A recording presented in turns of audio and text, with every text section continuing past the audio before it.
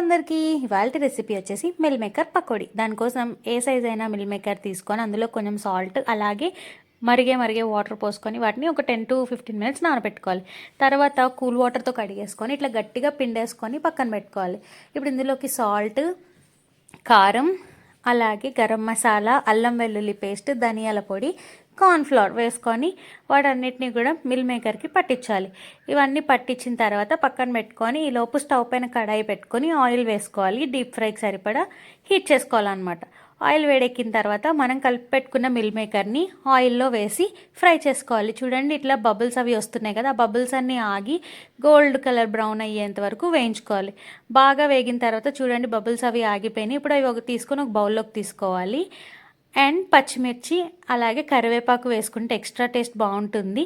ఇవన్నీ కలుపుకొని ఇందులో చాట్ మసాలా వేసుకొని బాగా మిక్స్ చేసుకుంటే టేస్టీగా ఉండే మిల్ మేకర్ పకోడీ రెడీ.